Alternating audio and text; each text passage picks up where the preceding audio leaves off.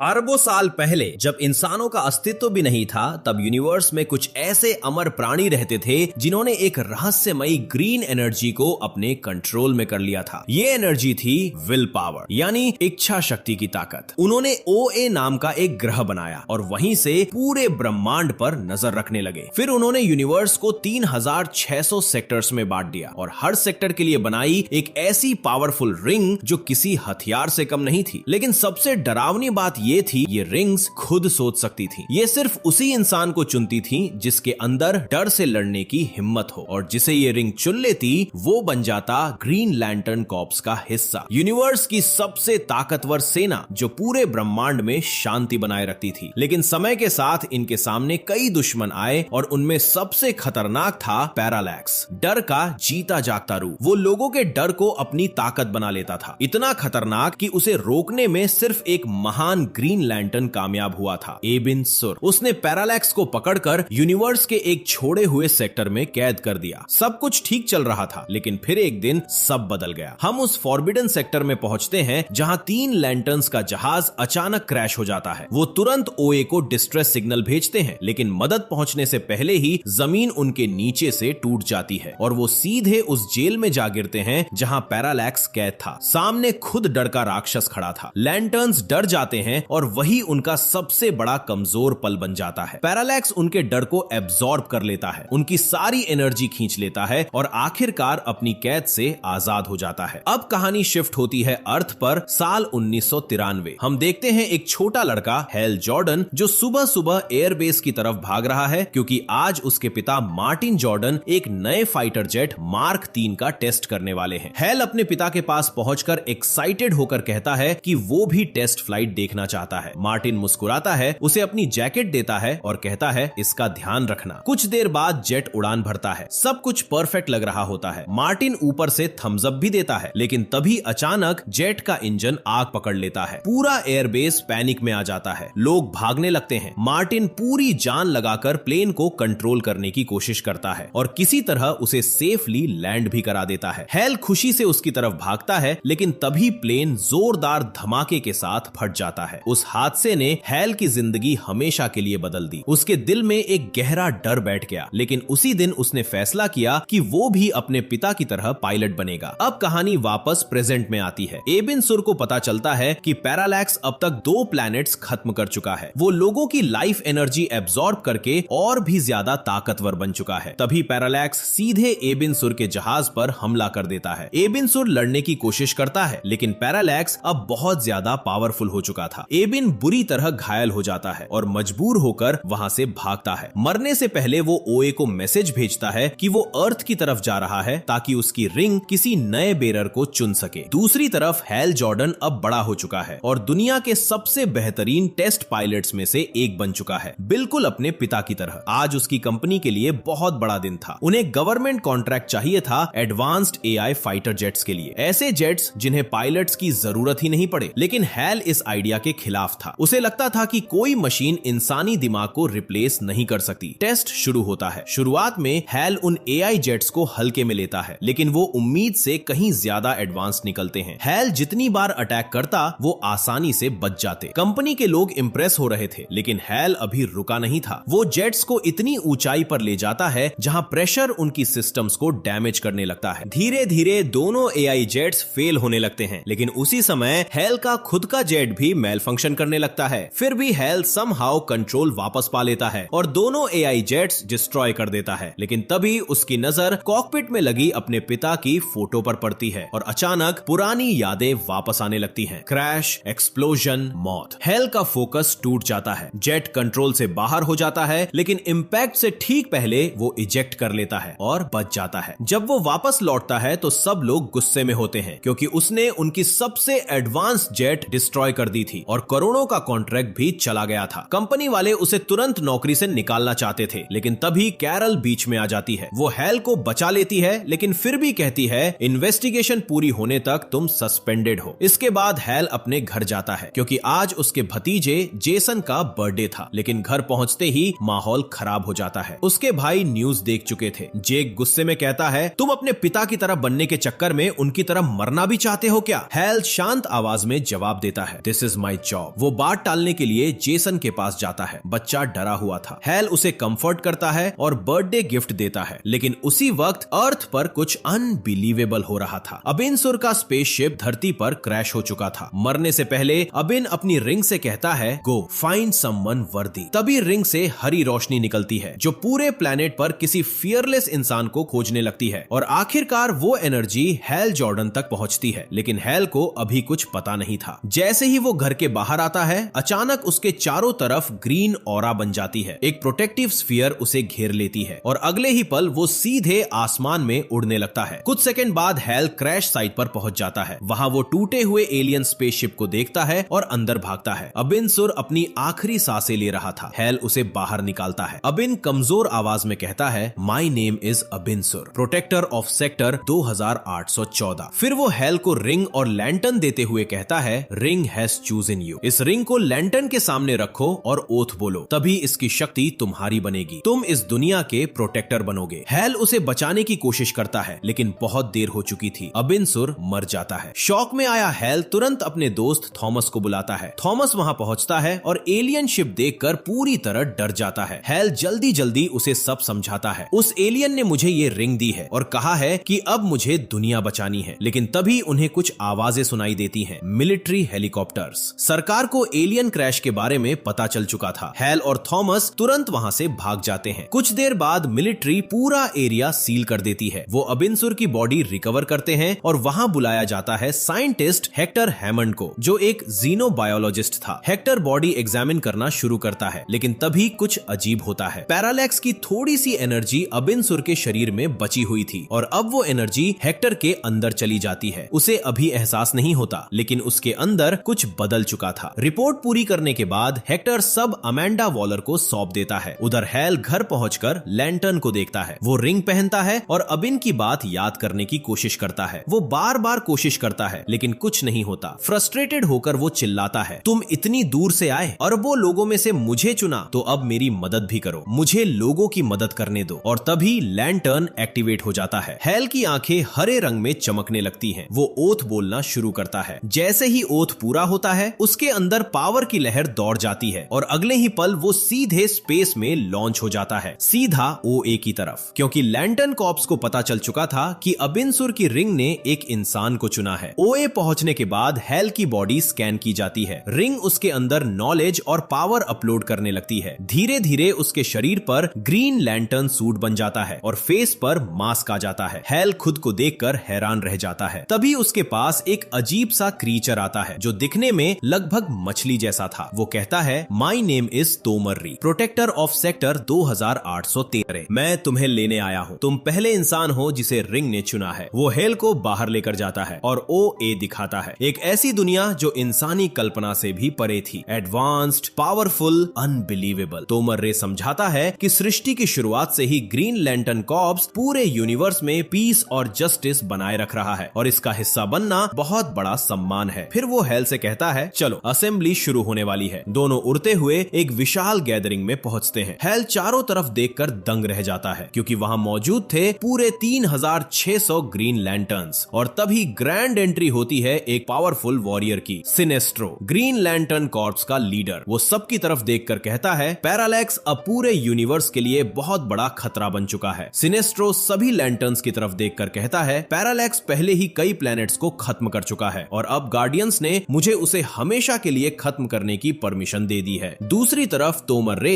Hell की training शुरू करता है। वो उसे समझाता है कि ग्रीन लैंटर्न की असली ताकत सिर्फ रिंग नहीं बल्कि विल पावर होती है। अगर तुम्हारा फोकस मजबूत हो तो तुम अपनी इमेजिनेशन से कुछ भी रियल बना सकते हो। फिर वो हैल से कोशिश करने के लिए कहता है। हैल ध्यान लगाता है और अचानक उसके आसपास अलग अलग ग्रीन कंस्ट्रक्ट्स बनने लगते हैं, कहीं एनर्जी शील्ड्स, कहीं हथियार, कहीं ग्लोइंग शेप्स। तभी वहां किलोवॉग आ जाता है। वो भारी आवाज में कहता है, अब मैं तुम्हें लड़ना सिखाऊंगा, और बिना वार्निंग दिए वो सीधे हैल पर हमला कर देता है। हैल तुरंत अपनी इमेजिनेशन से शील्ड्स और एनर्जी कंस्ट्रक्ट्स बनाकर उसके अटैक्स रोकने लगता है, लेकिन किलोवॉग एक जोरदार पंच मारता है और हैल दूर जा गिरता है। इसके बाद किलोवॉग ट्रेनिंग को और डेंजरस बना देता है। वो एक स्टार जैसी ग्रेविटी क्रिएट करता है जो सूरज की ताकत जैसी थी। हैल उस ग्रेविटी में खिंचने लगता है। किलोवॉग चिल्लाकर कहता है, सूरज की ग्रेविटी तुम्हें कुचल देगी, जितने बड़े बनोगे उतनी जल्दी मरोगे। तभी अचानक सिनेस्ट्रो वहां आ जाता है। वो हेल की तरफ देखकर कहता है, एक कमजोर सोल्जर पूरे कॉर्प्स को कमजोर बना देता है और मुझे कमजोरी से नफरत है। इसके बाद दोनों के बीच फाइट शुरू हो जाती है। हेल पूरी कोशिश करता है लेकिन सिनेस्ट्रो उससे कई गुना ज्यादा पावरफुल था। हेल जितनी बार हमला करता उतनी ही बुरी तरह हार जाता। आखिर में सिनेस्ट्रो रुकता है और कहता है, तुम डरे हुए हो, और डर विल पावर को कमजोर कर देता है। फिर वो हेल पर बेरहमी से हमला करते हुए कहता है, अबीनसुर एक महान वॉरियर था और तुम्हारा उसकी रिंग पहनना उसकी लेगेसी की इंसल्ट है। ये बात हेल के दिल पर सीधा वार करती है। वो पूरी तरह टूट जाता है। वो किलोवोक से कहता है, मैं इस रिंग के लायक नहीं हूँ, मैं यूनिवर्स को प्रोटेक्ट नहीं कर सकता। तभी तोमर रे उसके पास आता है और शांत आवाज में कहता है, अगर तुम्हारे अंदर कुछ खास ना होता तो रिंग कभी तुम्हें नहीं चुनती। उसने तुम्हारे अंदर कुछ देखा है जो शायद तुम खुद अभी नहीं देख पा रहे। लेकिन हेल सिर हिलाकर कहता है, इस बार रिंग ने गलती की है, और इतना कहकर वो ओए छोड़कर वापस अर्थ लौट आता है। दूसरी तरफ सिनेस्ट्रो अपनी एलीट लैंटर्न टीम लेकर पैरालेक्स का सामना करने जाता है। लेकिन पैरालेक्स अब इतना पावरफुल हो चुका था कि उनकी अटैक्स का उस पर कोई असर ही नहीं होता। एक एक करके उसकी पूरी टीम खत्म हो जाती है। सिनेस्ट्रो किसी तरह बचकर वापस गार्डियंस के पास लौटता है। वो गुस्से में कहता है, मैंने अपनी आंखों से देखा है। वो डर पैदा करता है और फिर सबसे बहादुर वॉरियर्स को भी खत्म कर देता है। अब मुझे सच बताइए, आप मुझसे क्या छिपा रहे हैं? तब आखिरकार गार्डियन सच्चाई बताते हैं। वो कहते हैं, जब हमें लगा कि विल पावर की ताकत कमजोर पड़ रही है तब हमारे बीच बहस शुरू हो गई थी। हम में से एक ने फियर की येलो एनर्जी को इस्तेमाल करने का फैसला किया। हमने उसे रोकने की कोशिश की लेकिन वो नहीं माना। वो फॉरबिडन चेंबर में चला गया। उसे लगा कि वो डर को कंट्रोल कर सकता है, लेकिन डर ने ही उसे अपने कब्जे में ले लिया और वही बन गया पैरालेक्स। गार्डियंस बताते हैं कि अबीनसुर ने किसी तरह उसे रायुत नाम के प्लेनेट पर कैद कर दिया था, लेकिन अब वो लिविंग बीइंग्स की एनर्जी एब्जॉर्ब करके और भी ताकतवर हो चुका है। वो बदला लेना चाहता है और पूरे यूनिवर्स को खत्म करना चाहता है। ये सुनकर सिनेस्ट्रो कहता है, तो हमें डर से लड़ने के लिए डर का इस्तेमाल करना होगा। हमें एक येलो रिंग बनानी होगी क्योंकि सिर्फ फियर ही फियर को हरा सकता है। और इस बार गार्डियंस भी उसकी बात मान लेते हैं। दूसरी तरफ अर्थ पर फेरिस एयरक्राफ्ट बड़ी जीत सेलिब्रेट कर रही थी क्योंकि उन्हें आखिरकार गवर्नमेंट कॉन्ट्रैक्ट मिल चुका था। इस खुशी में एक ग्रैंड पार्टी रखी जाती है जहां हेल, कैरल और हेक्टर भी मौजूद थे। पार्टी में हेक्टर कैरल से बात करने लगता है। दोनों बचपन के दोस्त थे। हेक्टर उसे बताता है, अब मैं कोई ऑर्डिनरी इंसान नहीं हूँ, मैं उस एलियन की बॉडी एग्जामिन करने वाली टीम का हिस्सा था। लेकिन उनकी बात कोई और भी सुन रहा था, सेनेटर हैमंड यानी हेक्टर का पिता। वो हेक्टर के पास आता है, उसके कंधे पर हाथ रखता है और कहता है, मैंने तुम्हें ये बात कॉन्फिडेंशियल रखने को कहा था लेकिन तुम कभी किसी की नहीं सुनते। उसके ये शब्द हेक्टर के अंदर कुछ ट्रिगर कर देते हैं, गुस्सा, नफरत और वो डार्क एनर्जी जो अब उसके अंदर पल रही थी। सेनेटर अपने हेलीकॉप्टर की तरफ बढ़ता है लेकिन तभी हेक्टर अपनी टेलीकाइनेटिक पावर्स का इस्तेमाल करता है और हेलीकॉप्टर के रोटर पर हमला कर देता है। हेलीकॉप्टर कंट्रोल खो देता है और सीधे पार्टी की तरफ क्रैश होने लगता है। हर तरफ पैनिक फैल जाता है। लोग जान बचाकर भागने लगते हैं लेकिन तभी आसमान में एक ग्रीन स्ट्रीक दिखाई देती है। हेल ग्रीन लैंटर्न बनकर आ चुका था। वो अपनी रिंग से एक विशाल एनर्जी कॉन्स्ट्रक्ट बनाता है जो किसी रेस ट्रैक जैसा दिख रहा था और फॉलिंग हेलीकॉप्टर को सेफली नीचे उतार देता है। उसने सबकी जान बचा ली थी। इसी पल पूरी दुनिया को पता चल जाता है कि इस दुनिया में सचमुच एक सुपर हीरो मौजूद है। उसी रात हम हेक्टर को फिर देखते हैं लेकिन अब उसके अंदर कुछ गलत हो चुका था। पैरालेक्स का फ्रैगमेंट धीरे धीरे उसके दिमाग पर कब्जा करने लगता है। वो उसके कानों में फुसफुसाता है, ग्रीन लैंटर्न खतरा है, हेल जॉर्डन को मार दो। और इसी के साथ हेक्टर हेल का दुश्मन बन जाता है। अगले दिन सेनेटर हैमंड हेक्टर को वापस लैब में बुलाता है क्योंकि अब उन्हें सच्चाई पता चल चुकी थी।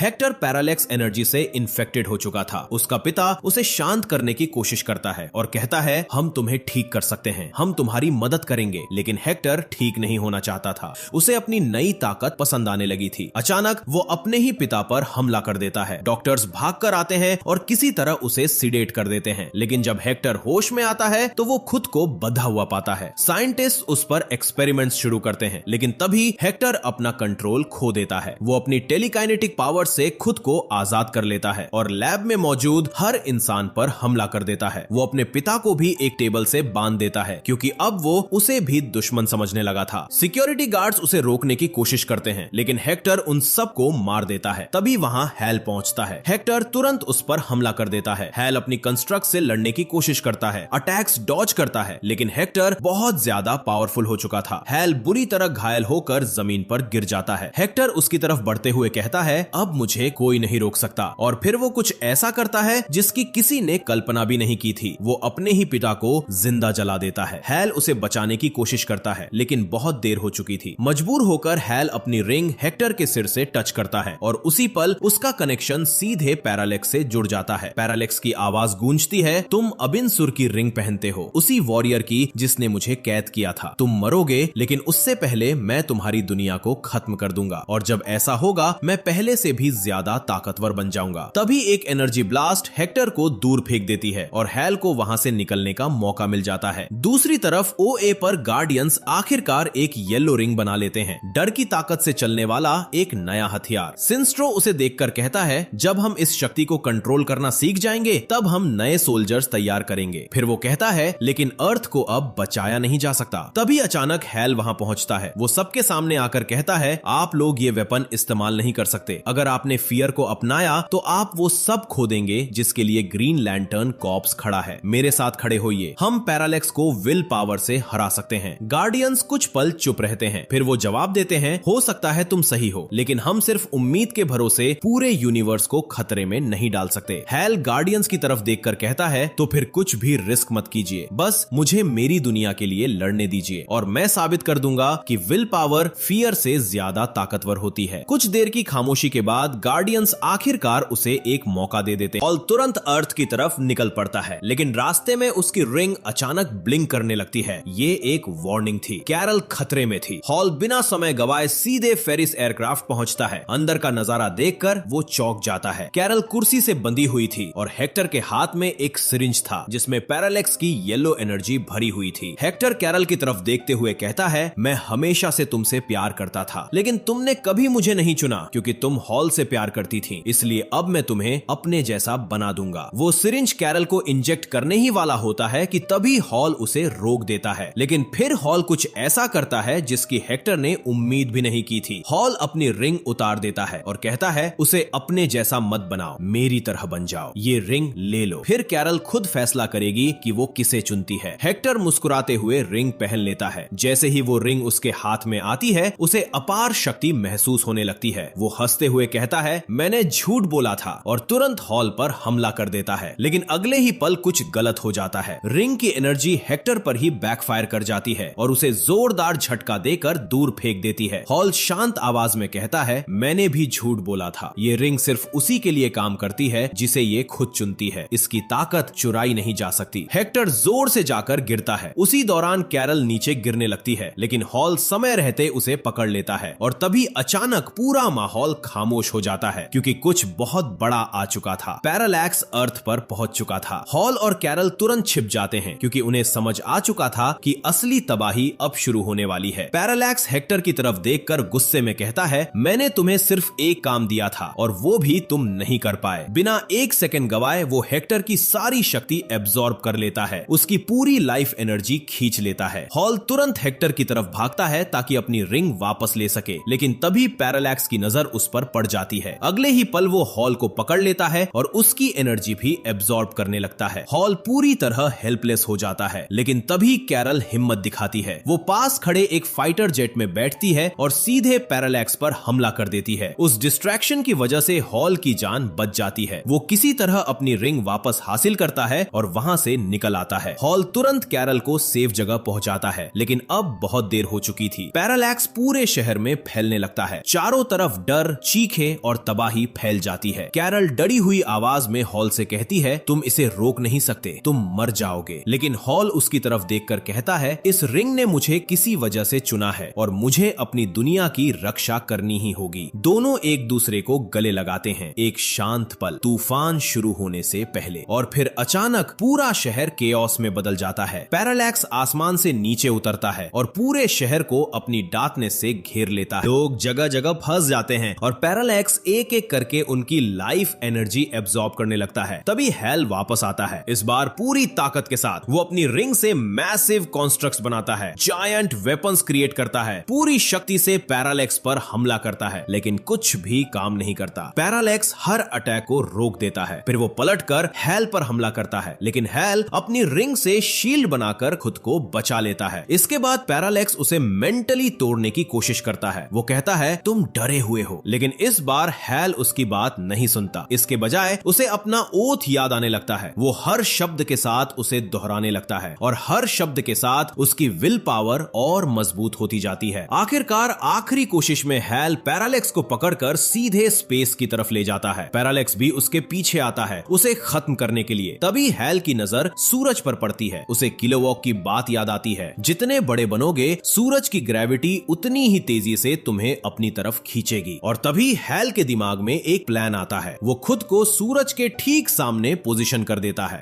पैरालेक्स पूरी ताकत से उसकी तरफ बढ़ता है। आखिरी सेकंड में हैल अपनी रिंग से एक जेट कॉन्स्ट्रक्ट बनाता है और तेजी से रास्ते से हट जाता है। पैरालेक्स उसे पकड़ने की कोशिश करता है, लेकिन अब बहुत देर हो चुकी थी। हैल जेट को कैंसिल करता है और अपनी पूरी ताकत लगाकर एक आखिरी पंच मारता है। वो पंच पैरालेक्स को सीधे सूरज की तरफ धकेल देता है। अगले ही पल पैरालेक्स आग की लपटों में घिर जाता है और हमेशा के लिए खत्म हो जाता है। लेकिन हैल खुद भी बुरी तरह घायल हो चुका था। अब सूरज की ग्रेविटी उसे भी अपनी तरफ खींचने लगती है। वो धीरे धीरे सूरज की तरफ गिरने लगता है और ऐसा लगता है कि अब उसकी मौत तय है। लेकिन तभी अचानक सिनेस्ट्रो वहां पहुंच जाता है और आखिरी पल में उसकी जान बचा लेता है। कुछ समय बाद हैल को सम्मानित किया जाता है। सभी ग्रीन लैंटर्न्स के सामने सिनेस्ट्रो खड़ा होकर कहता है पैरालेक्स पर हैल जॉर्डन की जीत हमेशा याद रखी जाएगी। उसने हमें याद दिलाया है कि हमें क्यों चुना गया था, बुराई के खिलाफ खड़े होने और पूरे यूनिवर्स की रक्षा करने के लिए। हर तरफ जश्न मनाया जाता है, लेकिन फिर हमें एक पोस्ट क्रेडिट सीन दिखाया जाता है। सिनेस्ट्रो अकेला खड़ा था और उसकी नजर एक पावरफुल चीज पर थी, येलो रिंग। वो धीरे धीरे उसे अपने हाथ में पहनता है और अगले ही पल उसकी आंखें येलो ग्लो करने लगती है। फिल्म यही खत्म होती है। अपनी राय कमेंट्स में जरूर दे। मिलते हैं अगले वीडियो में।